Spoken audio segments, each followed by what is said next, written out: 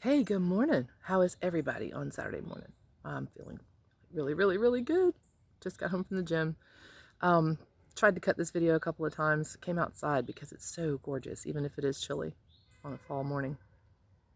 To share with you something that came to me in meditation that apparently somebody needs to hear because it came to me in meditation. The word connotation came to me, and so I just kind of breathed into it, and the title for this video came to me, Get Out of Your Own Box.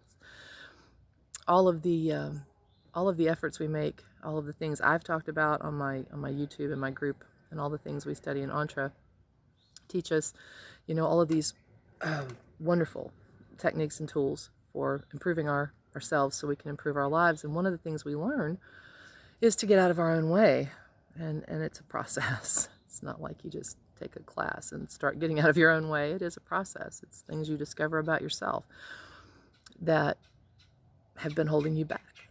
All right, and I actually even have done videos on that, what's holding you back. But the word connotation came to me because things that hold us back tend to be stuff that we have put a connotation to in our subconscious, things that we subconsciously believe. Now, I've talked about this before too. Subconscious beliefs are things that are our life experiences or things we have absorbed since we were young, have come to be beliefs that we hold true, like, the moon is not made of cheese, and, we don't have to get up early on Saturday morning, which I killed that belief a long time ago. These are beliefs that we hold that we don't really think about.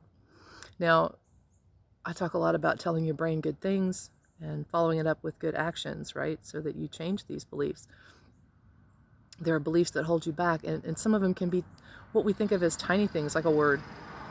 If you're reading How to Be Successful books, one of the first ones I read was Millionaire, Secrets of the Millionaire Mind, T. Harv Eker, how we think about things like money. So that's where connotations come in. We have certain connotations we put on words like money, rich people, politicians, even though we're not going to go there. There's things that in the back of our mind we've already put a tag on. We've put it in a box, and it's holding us back, and we might not even realize that. In other words, what Jeff Lerner says about your brain can't hold conflicting beliefs at the same time is true. You can't have a thing against cheesy salesmen or any salesman and be successful in any kind of marketing. So, and that makes sense. It's pretty basic.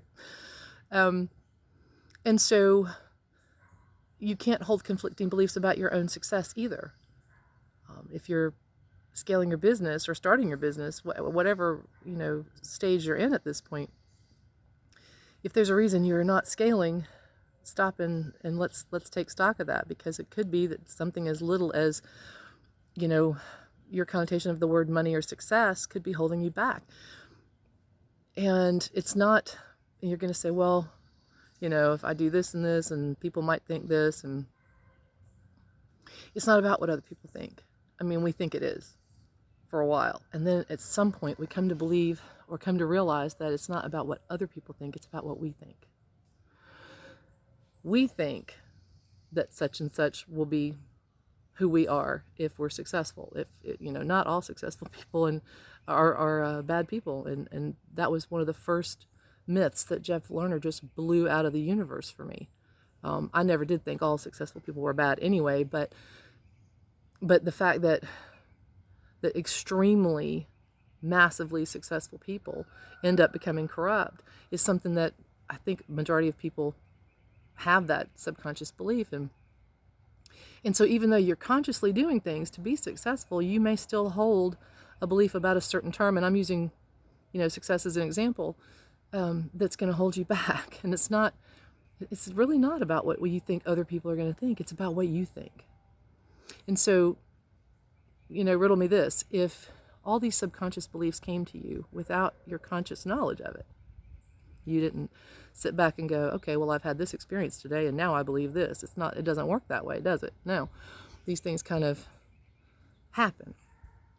So if all of these cemented subconscious beliefs that you're working on came without you realizing it, imagine what you can believe and do if you're consciously feeding your brain the things that are going to make you successful in your business, in your personal life, in your physical journey, and healthiness.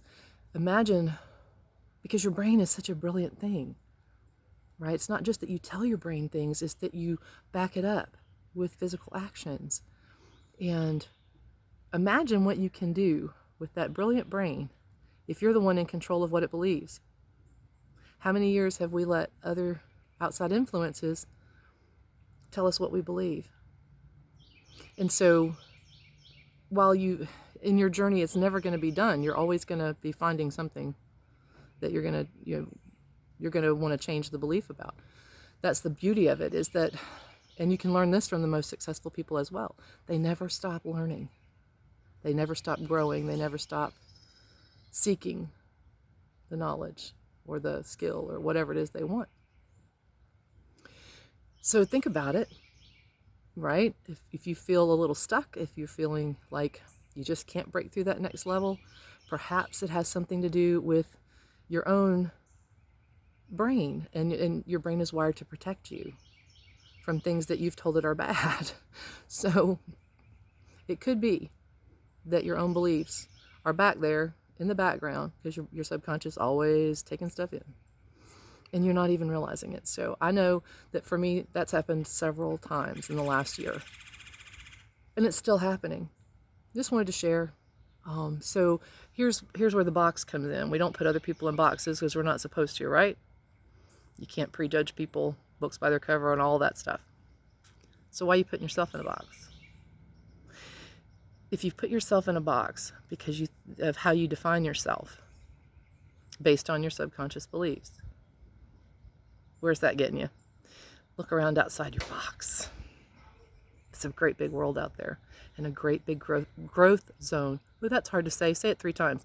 Great big growth zone that's waiting for you. So yeah, get out of your own box. All right, I gotta go get out of my box, and I'll see you soon.